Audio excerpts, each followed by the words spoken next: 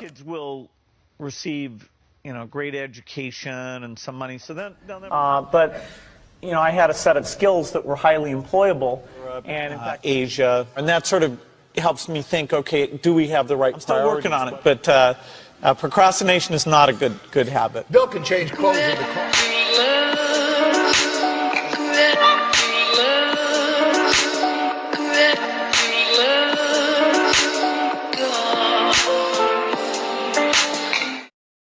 When I started Microsoft, I didn't think of it as all that risky. I mean, I was so excited about what we were doing. It's true I could have gone bankrupt, but I had a set of skills that were highly employable, and in fact, my parents were still willing to let me go back to Harvard and finish my education if I wanted to. You've always got a job with me, Bill.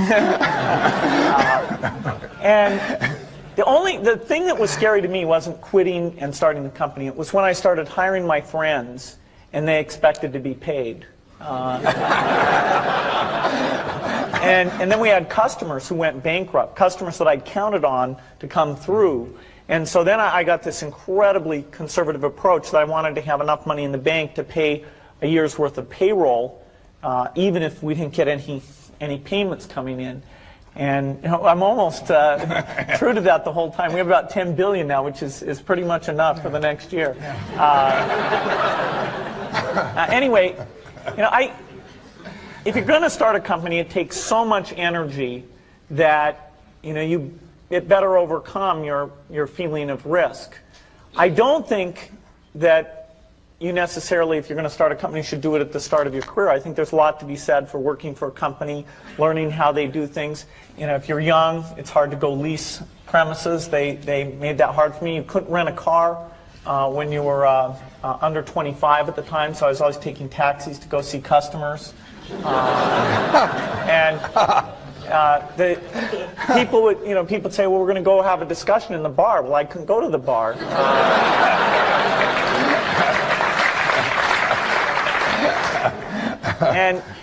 But that's fun, because I'll tell you, when people are first skeptical and they think, oh, this kid doesn't know anything, then when you show them you've really got a good product and you know something, they actually tend to go overboard and they think, whoa, they know a lot.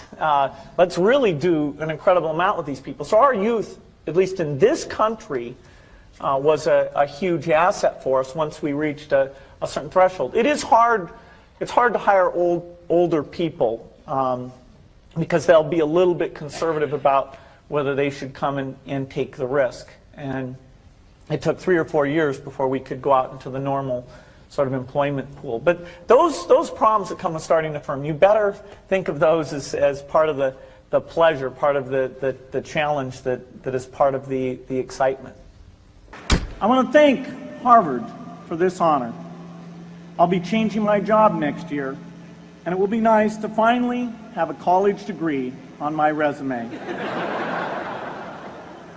I applaud the graduates for taking a much more direct route to your degrees. For my part, I'm just happy that the Crimson called me Harvard's most successful dropout. I guess that makes me valedictorian of my own special class. I did the best of everyone who failed. But I also want to be recognized as the guy who got Steve Ballmer to drop out of business school.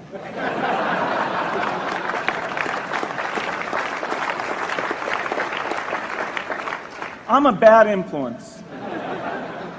That's why I was invited to speak at your graduation. If I'd spoken at your orientation, fewer of you might be here today. I'm in meetings a lot. My calendar gets very full with those, and then at night, after the kids have gone to bed, I'm on email a great deal. I get messages during the day. That's my chance to give long responses. And then over the weekend, I send a lot of mail as well.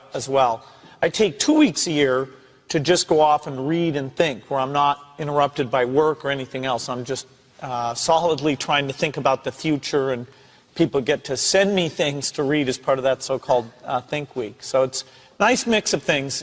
About 25% of the time that I'm out traveling around, meeting with customers, Europe, Asia, and that sort of helps me think, okay, do we have the right priorities? What are people responding well to, and what would they like to see us do better? Hello, I'm Bill Gates, Chairman of Microsoft. In this video, you're going to see the future, Windows.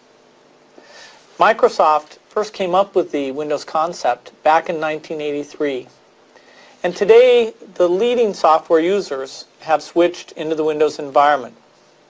It's really incredible how quickly our powerful applications like Word and Excel and PowerPoint have been adopted. It's not just Microsoft applications. Even companies like WordPerfect and Lotus have now come out with Windows applications. And every week we see new innovative work. It's really attracting all the innovation in the industry. We predicted this a long time ago, and now it's the future. The key point there is you've got to enjoy what you do every day. And for me, that's working with very smart people. It's working on new problems. You know, every time we think, hey, we've had a little bit of success, we're pretty careful not to dwell on it too much because the bar gets raised. I love bridge. Bridge helps you think. It's a game you can play your entire life and keep getting better and better. I think anybody who's good at bridge is going to be great at a lot of things. So I really encourage people to get involved, and I want to thank the people who've put things together for juniors. They'll be thanking you the rest of their life because bridge is such a great sport. I talked to my dad, I talked to Warren, I talked to my wife Melinda. So I have enough people that know me and actually know where my judgment isn't its strongest, where I might get overexcited about something or, forget to think about something. And so they're good at correcting, particularly Melinda, good at correcting whatever those blind spots are. And I think it's good to encourage your friends and advisors to really give them that license. I can go to a party and forget to say hello to various people or something. That's a very minor example of my blind spots. Not to the hostess. Melinda would help me do that. Yeah, she would, so, a small number of people that you can turn to on certain key things is a great asset. My best business decisions really have to do with picking people. Deciding to go into partnership with Paul Allen is probably at the top of the list. And then subsequently hiring a friend, Steve Ballmer. And having somebody who you totally trust, who's totally committed, who shares your vision and yet has a little bit different set of skills, and also acts as a check on you. Some of the ideas you come up with, you run by them because they're going to say, hey, wait a minute. Have you thought about this and that? And just, the benefit of sparking off of somebody who's got that kind of brilliance, it's not only made it fun, but it's really led to a lot of success. So picking a partner is crucial. I had one habit that I developed when I was at college that was actually a very bad habit, which was I like to show people that I didn't do any work and that I didn't go to classes and I didn't care. And then at the very last minute, like 2 days before the test, I'd get serious about it. And people thought that was funny. That was my positioning, the guy who did nothing until the last minute. Then when I went into business, that was a really bad habit. And it took me a couple of years to get over that. Nobody praised me because I would do things at the last minute, and I tried to reverse to students I didn't think that highly of, who were always organized and had things done on time. I'm still working on it, but procrastination is not a good habit. Bill can change clothes in the car. So I'm going to challenge Bill Gates, my partner at Facebook, Sheryl Sandberg, and Netflix's founder and CEO, Reed Hastings.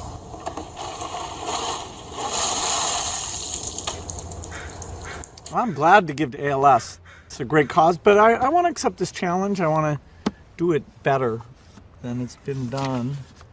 Been working on this, got this design. There we go. Yeah. It's going to be great.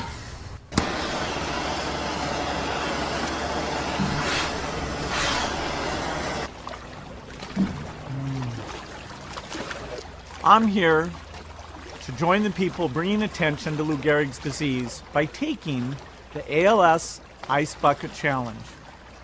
I'm going to challenge 3 more people: Elon Musk, Ryan Seacrest, and Chris Anderson of TED.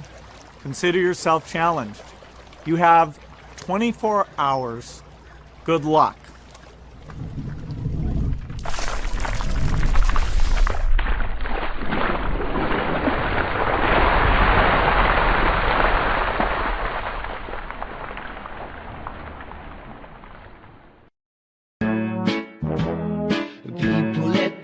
About my best friend, he's a warm-hearted person who loved me till the end. Now, people, let me tell you about my best friend. He's a one-boy, cuddly toy, my up, my down, my pride and joy. People, let me tell you about him. It's so much fun, whether we're walking man to man or whether we're walking sun to sun, 'cause he's my best friend.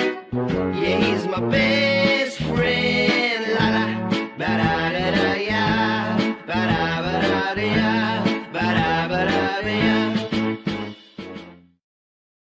Is it true that you can leap over a chair from a standing position?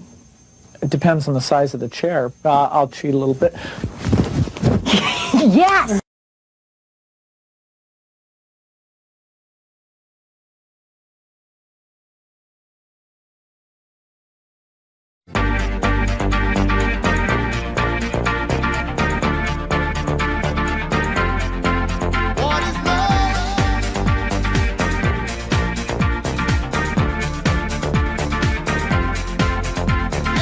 By the way, I believe in winners and losers, and especially the freedom to fail. Who? Him? Who? Him?